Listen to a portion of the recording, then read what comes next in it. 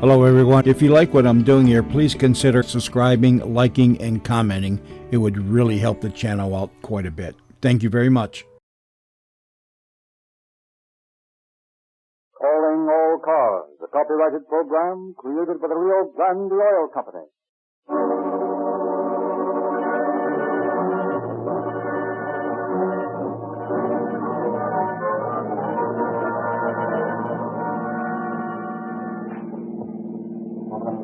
All cars and all cars broadcast 10. Robbery, 1500 block west 29th Street. Two bandits, both dressed in dark suits, wearing black felt hats, and bandanas over their faces. Escape from Chevrolet Cafe, 7 George Street, 783. Keep your eyes open, boys. That's all.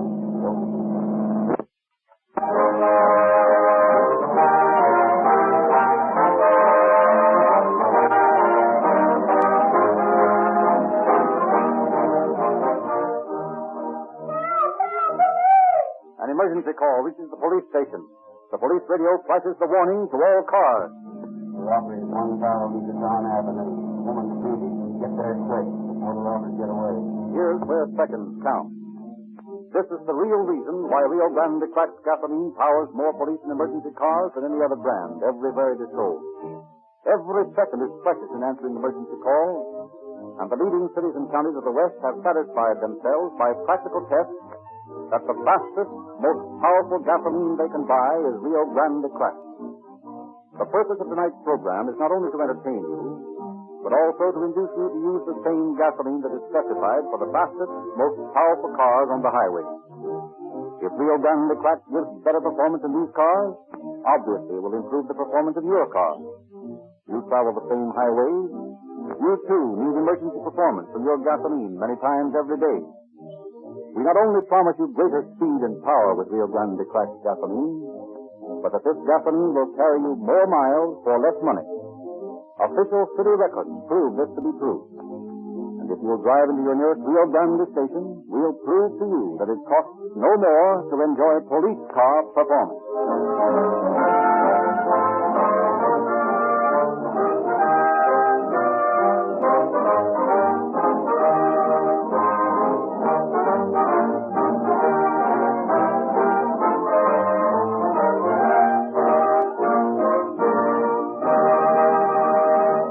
Tonight, Chief Davis is with us once more, and I know he has something of interest to say to you.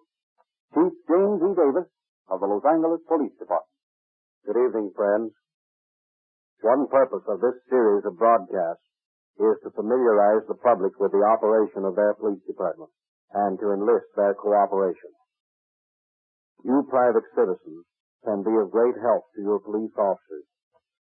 Tonight's case gives a typical example. When you see suspicious characters or suspicious actions, please make mental notes so that in case a crime is committed, you can give the police some practical help. Because an alert young man memorized the license number of a suspicious-looking automobile, the case you're about to hear was broken in a hurry. Eventually, our detectives would have caught up with the criminals, for the lawbreakers who get away with it are very rare indeed. But you people who are at the scene of the crime can save a lot of time and a lot of the taxpayers' money if you will keep your eyes and ears open. Memorize the faces of suspected criminals. Remember scraps of conversation. Make notes of automobile license numbers. If you are held up, remember that you will soon be talking to the police, who will ask you for detailed descriptions of the robbers. The more information you can give us, the quicker we can recover the stolen property. We of the police department welcome your help and thank you for your suggestions. You will now hear how an alert amateur detective helped us solve a famous diamond robbery.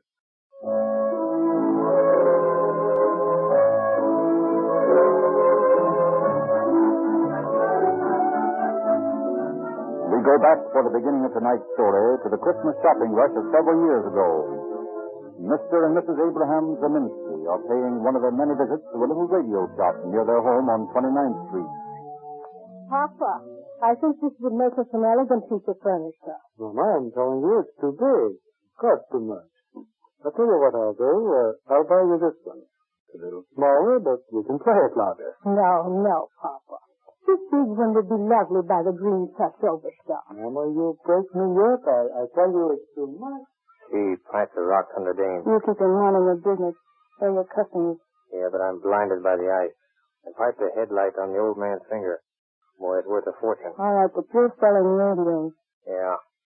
I think Madam will find the Empire console model here will fit in most agreeably with her other furnishings. Papa, did you hear what you called me? Madam. He's paying you compliments, and it's costing me money. Hello, Mrs. Zelinsky. How are you? Hello, Mrs. Mankiewicz. How are you? What a beautiful fur coat. Mrs. Zelinsky, you have been spending on your Rebecca once more, no? Mrs. Mankiewicz, this is costing me money. Oh, Mrs. Mankiewicz, let me tell you, Papa puts out $1,500 for this sealskin coat. $1,500? No. Is it possible?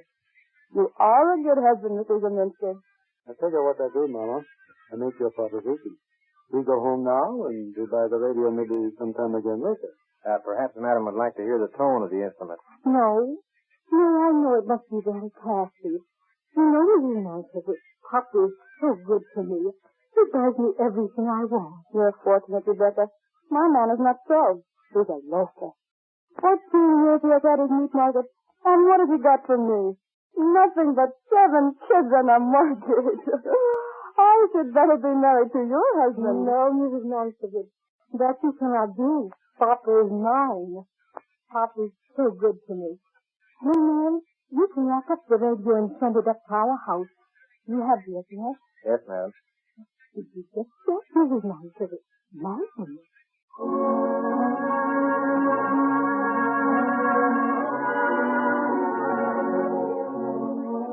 And the next day, Roy DeHogue, the clerk in the radio store, installs the new radio for Mr. and Mrs. Zelinsky.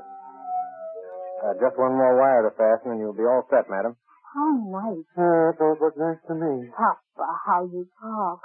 You don't appreciate artistic things. Too long you've worked without getting culture. Now you can enjoy things. There you are, Madam. The tubes are warming up now. Oh, Papa, listen. Music. I hear it. Oh, in Poland it was not so. When we were young. No, but you could hear there the designers play for nothing. There you are, Madam. This dial on the right controls the volume. What's that? It makes it louder or softer. And this dial here brings in your station. If it gives you any trouble, let me know. Don't worry, we will. Nice place you got here, Madam. Very tastefully furnished. Do you think so? Maybe you'd like to look around. I just baked some cookies. Would you like some and a drop of wine, maybe? Sure. I don't mind if I do.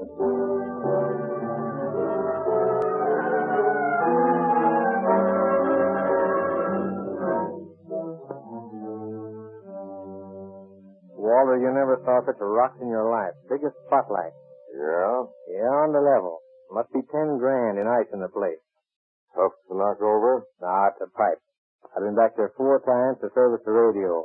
I jimmied it when I put it in so it wouldn't work any too hot. I got the whole layout. Okay. As an old con yourself, you ought to know a good thing when you see it. But this ain't my record. Yeah, I know it's different from safe cracking. It's a crying shame to overlook an easy knockover like this. Yeah, you're right. Well, when do you want to go? Anytime you say. Well, there's no time like now. Okay, pal.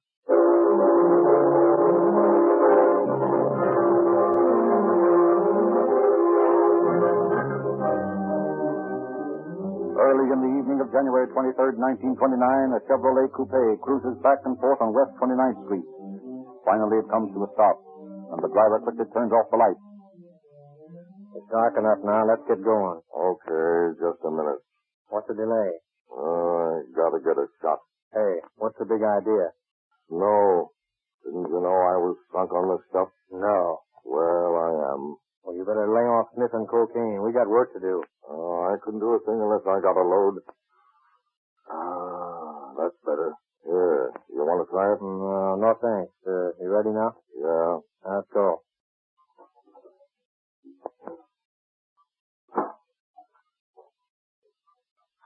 Don't forget now, I'm Gabe, and you're John. Okay. Here's the house. Any dogs? No. Good. All right, let's get these bandanas on. You got yours? Yep. Well, how do I look? Like Jesse James? Yeah, something like that. And here's old Black Bart right behind you. Got your get out? Sure. Well, let's get going then. Wait a minute. The screen door's locked. You ring that bell like the devil while I cut off the screen. Okay.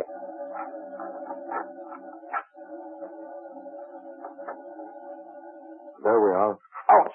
Hey, what's the matter? Oh, I cut myself on the screen, but I got it unlocked. Pipe down. Here comes the old guy. Good evening. What can I do for you? Put 'em up and keep 'em up and shut your eyes. What is this, a practical joke? No, it ain't no joke. Now get inside. Easy, Papa. Don't stand there in the draft. Ask the mean. They're already coming in, Mama. Shut that door, Gabe. Quiet, you. Put up your hand, too. Oh, don't frighten her, please. Put the guns down. We won't try to run away. Shut up, you. There, put your hands up. What do you want of us? We came for diamonds. Hand them over and be quick about it. What diamonds? We have nothing you would want. Is that so? Supposing you let us be the judge of that. Where are they? I tell you, Shut up. We'll find them ourselves. Face the wall, you two. Keep them covered, Gabe, while I fix the joint. Okay. Nothing here. Please, mister. That's my wedding limit in Thailand. Don't tell him. Oh, shut up. How you doing, John? I guess we'll have to torture it out of them. We can't stay here all night. Wait a minute. Here's a jewel box. Nuts. Nothing but a piece of string of pearls. Are these real? They are. Okay, well, let's see what's in here. Ah, so this is the $1,500 sealskin coat. Why? How did you know how much it cost? You'd be surprised, lady. But don't worry. You can keep it. We ain't got no use for it. Thank you. Now won't you take the string of pearls and go? Sure. As soon as you tell us where the diamonds are. But I can't. You haven't any diamonds. There must be some mistake. Oh, come on and quit wasting our time. We didn't do any guessing when we muscled in here. We know exactly what you got. We come to get it all. But I tell you that Where's that big rock you usually flash? I don't know what you're talking about. You don't, eh? Well, you'll soon find out. Gabe, take a sheet off that bed in there and tear it up. We'll see how a little torture works. Now, you two, move back into the bedroom. Come on, get going. Now, sit down on the bed. Come on. You don't want your head blown off, do you? Hey, you. Come on, sit up. What's the matter with you? I had a pain. Well, don't throw any fits. You ain't been hurt yet. Tie the hands behind him, Gabe. Attaboy. Now hobble their feet. Stop! Stop! I tell you where the diamonds are. Well, you're talking sense, lady. They're not in here. Untie me and I'll show you where they are. They're in the front room. Carry her in there, Gabe. She don't weigh much. Okay, come on, lady.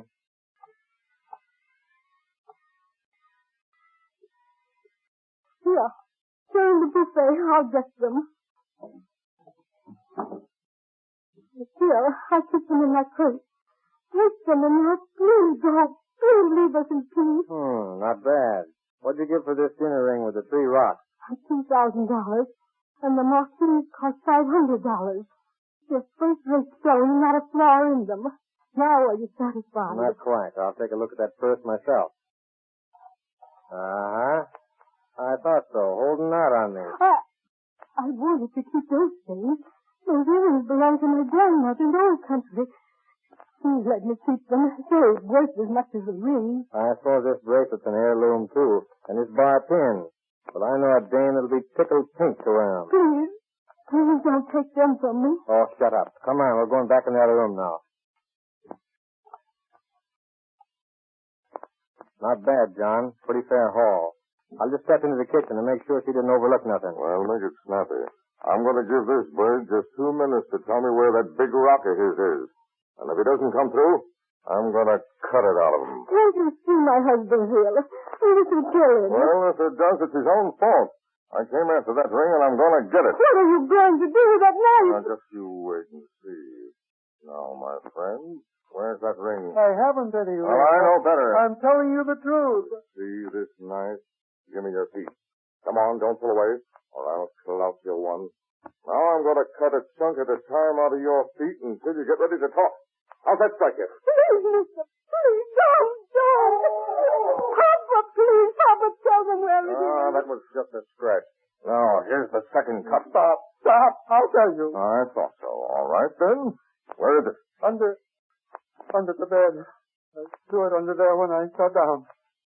I thought you were mistaken when you said you were sick. Well, we'll find out whether you're telling the truth soon enough. Yeah, here it is, Gabe. Yeah? I got the big rock, all right.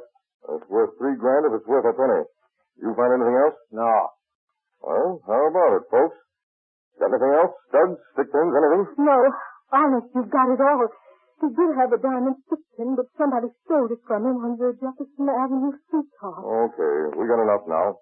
We'll leave you people tied up. We'll phone the cops after we've left and tell them you've been stuck up. Then they'll come in and tie you. So long.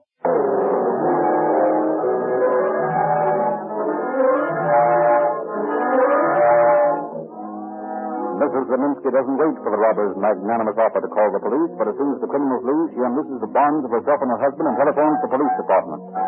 KGPL, the police radio station, broadcasts the call to the car in the neighborhood 29th Street, and 2 minutes later, officers Birch and Ashley of the University Division arrive at the Zeminski home.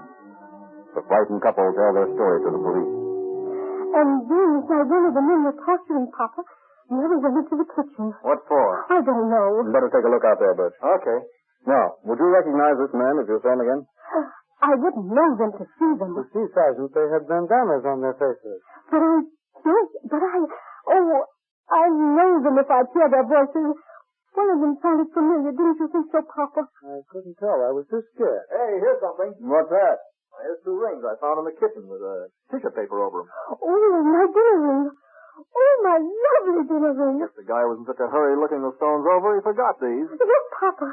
I got my dinner ring back. Is that... Oh, Papa, aren't you glad? Fine, Mama. But what about my big solitaire? We'll never see that again. Well, we'll do our best to recover it, Mrs. Zeminski. But you can see we haven't got much to go on in the way of identification. Oh, Papa.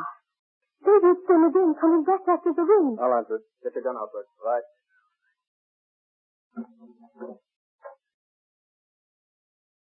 What do you want? Is Mr. Zeminski home? Oh, hello, Pat. What is it? Well, did you get held up or something? Yes, Pat, but I'll tell you about it some other time, though. I'm busy now with these officers. I'll tell you about it tomorrow. Well, all right, only I wanted to tell you I happened to see a couple of fellas driving up and down the block about a half an hour ago. What kind of a car? Chevrolet, I think. Coupe. How come you paid any attention to it? Well, they drove by a couple of times and they sort of looked suspicious, so I thought I'd keep my eye on them. You know, I'm taking a correspondence school course on how to be a detective. You are, eh? Well, maybe you can help us at that. Go on. Well, when I went home for supper, I kept thinking about that car, and it sort of worried me, so I went out again, and sure enough, that car was parked a little ways down the street from Mr. Zeminski's house. Yeah? So what did you do? Well, I stood behind a tree across the street from the house, and I saw the 2 men get out of the car and walk up on Mr. Zeminski's porch. And so before I went back home to finish supper, I sneaked up behind the car, and I took the license number. What? You got the license number of the car? Sure. Yeah, you know, we got to do things like that now. Detective lessons, get information and so on, you know, without being... Yeah, I know, but what's the license number? Oh, I don't know. Here it is. I got it written down here. It's the 1929 license, 7G6783. 7 George 6783. Get on the phone, Bert, and give the captain that number. He'll place it in a jiffy. Okay. And kid, you got the makings of a copper. That's mighty fine police work, getting that number.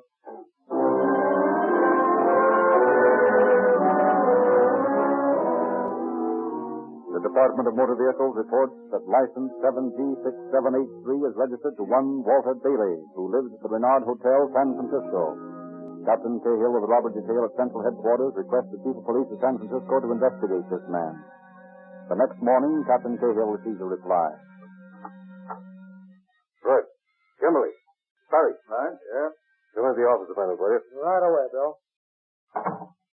Well, I got a hot tip on that diamond job. Yeah? What is it? It's a wire from San Francisco. Those boys work fast up there. It says, Walter Daly checked out Renard Hotel January 21st. Gave forwarding address, Delroy Hotel, Los Angeles. Reputation unknown. Yeah, you know that, right, Bill? No, I can't place it. Sure, it's that dump on the other side of the track. Full of dips and snowbirds. Remember we knocked over Jerry Parker down there? Oh, yeah. Yeah, and we pinched a lot of other mugs in that joint. Well, let's get going. We'll ease down there and have a talk with this Daly guy.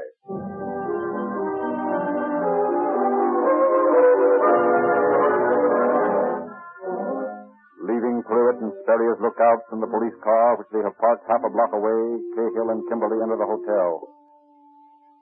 Anything I can do for you, James? We're looking for Daly. Is he registered here? I don't know. I'll have to telephone Doug. Have we got anybody here by the name of Daly? Yeah, he's in 642. Someone in the lobby for you, Mr. Daly. Hey, disconnect that thing. Yo! Yeah, pretty well trained, ain't you? Tipping off the guests. Well, if that's the sort of a joint this is, you're escorting us up to Daly's room personally, mister. Come on, I don't know what you're talking about. You'll find out quick enough. 6th floor. What's the big idea of all this strong armor? All right, we don't have to draw pictures, do we? You're wise to who we are. And if I remember right, I'm wise to who you are.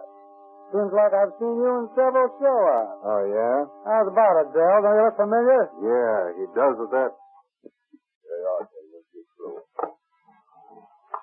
Now, where's 642? Right down the hall. Yeah, and the boys are walking out the back way already. Hey, you guys. We're police officers. Get up and get back in that room. Go on. Make it snappy. You too. Ah, but I'm the manager of this hotel. I don't care who you are. You're going in there with the other two. All right, Kimberly. Shake him down. Yeah. Find anything? No gas. Okay. You can put your hands down now. But the first man that makes a move is going to get killed. Now, which one of you is Daly? I'm Daly. All right. That's your suitcase? Yeah. See what he's got in there, Kimberly. No, nothing much. Few clothes. Here's a can or something. Let me see it. What have you been doing with this milk of magnesia, Daly? Been having stomach trouble? Yeah, a little. I've been bothered some lately. Well, that's fine, Daly. Thanks for your information. I happen to know that this stuff you admit is your milk of magnesia is morphine. You know how they'll book you for possession of narcotics? You flat-footed... Now, don't get tough, Daly. That won't do any good. You better just take it easy. Tell us, Daly, who was your partner on that last job?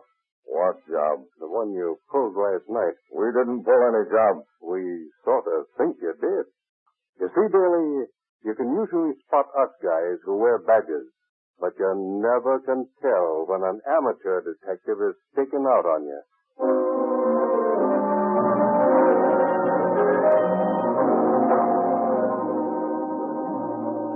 Cahill takes his business to headquarters, leaving Sperry on stakeout at the hotel. The two men are watched closely on the way to the station to prevent them from throwing away any jewels. For an intensive search of the room had failed to reveal the missing diamonds. They are mugged and fingerprinted, and a comparison of records shows that Daly, under many aliases, had led a life of crime for 30 years, while DeVogue, his partner, is on parole from Folsom, where he was sentenced to serve a term for bank robbery. Mr. and Mrs. Zeminski are summoned to Central in an effort further to identify the two criminals. If you'll just be seated here, Mrs. Zeminski. Oh, thank you. And you over here, Mr. Zeminski. Mm-hmm. Kimberly, bring in number one.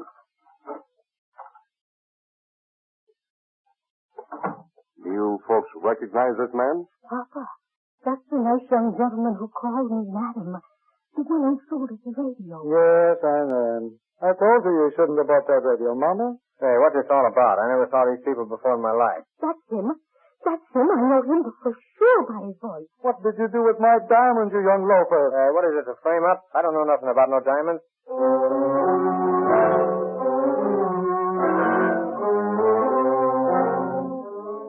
As soon as the Zeminskis hear Daly talk, they recognize him as the other robber.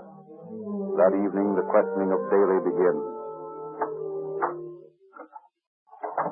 Now, listen.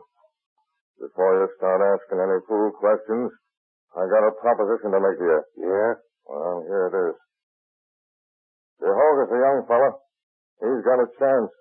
Me, I'm old. I can't do more than one hitch anyway. I'll die up there.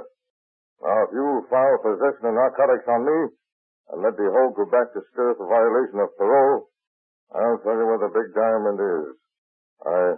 I can't get the rest of this stuff back here. We can't make any bargains with you.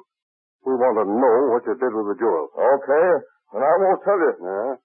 I think about as much of you mugs as a man in my racket can think of a bull. And you've got a fair idea how much that is. Look here. I'm on the junk. I need a shot, and I need it bad, but I won't spare anything for nothing. That's okay with us, Daly. It doesn't make any difference if you sell anything or not. You bought yourself a one-way ticket to Folsom, and I found that can of milk-up magnesia in your grip. Now, what we want to know is where are the diamonds? Hour after hour, the drilling continues. At midnight, no further progress has been made. Listen, you guys. I gotta have a shot in the arm. I'll tell you where it is. Only give me a shot. Nothing doing, Daly. You come clean right now. Okay. I'll tell you. I threw away the small stones on the way to the station. And a big one I gave to a pal of mine to keep for me. Now do I get a shot? You're lying, Daly. That isn't what you did with the stone. Listen, I tell you. I'll break if you send me up for narcotics. I'll only give the whole violation of parole. He's a good guy. I'd hate to see him spend his best days up there. Listen. I'll tell you if you'll give me a shot. Honest, I need it bad. Not a chance. I don't see what you're wasting our time for. We know you did the job. You're going to the big house for it. You can't make a deal with us. You can't get any dope. But you're going to tell us where that big diamond is if we sit here for 6 months. Okay. I'll tell you. I guess it won't do any good anyhow. Well, while I was driving down here to the station, I swallowed the darn thing.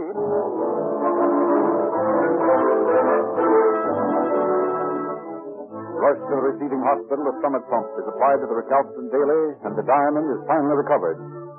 The next day, Mr. Zeminski calls at Captain Cahill's office for his diamond.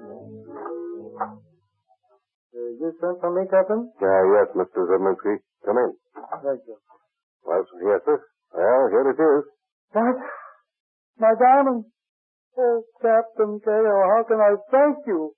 Oh, my beautiful diamond. Oh, that's all right, Mr. Zeminski. It's all in the day's work, you know. Oh, you couldn't appreciate, Captain, how much this means to me. But this diamond represents my wife, Captain. For years, I saved all the money I could. Even went without food sometimes, until I could own this stone. But, Captain, where's the setting? Sorry, Mr. Zeminski. We were unable to reclaim it. No. I can get another setting somehow, but never could I get another diamond.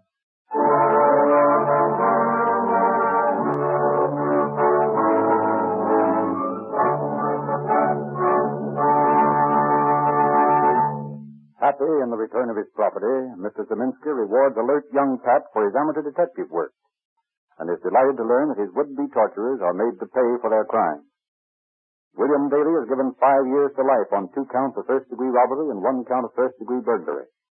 And Roy DeHogue is sentenced to Folsom for violation of parole, 2 counts of first-degree robbery and 1 count of first-degree burglary, throwing 16 years to life.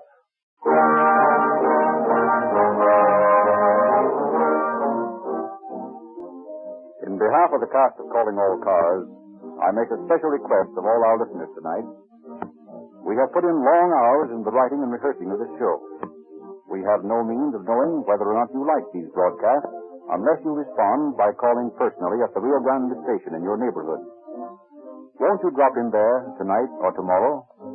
Ask for a copy of the Calling All Cars News. It's free and full of interesting information about these broadcasts. Take the boys and girls of your family into the Rio Grande station with you so they can talk with the Rio Grande dealer and learn how easily they can get a complete junior detective outfit free. Of course, we hope you will try some Rio Grande cracked gasoline, the same gasoline that is used by many police departments featured on these broadcasts. We are all convinced that there is no finer gasoline made. And so many of the West's largest cities and counties specify Rio Grande crack that there must be a real reason for the popularity of this gasoline. You'll discover the reason when you try a tankful. And we also ask you to let the Rio Grande dealer drain your crankcase next time and refill it with Sinclair motor oil. We feel that Sinclair Motor Oil gives you greater value, and we'd like a chance to prove it. Thank you.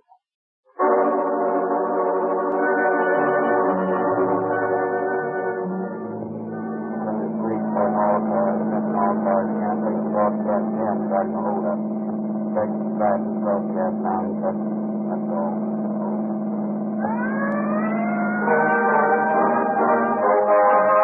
This is Frederick Lindsley bidding you good night for the Rio Grande Oil Company.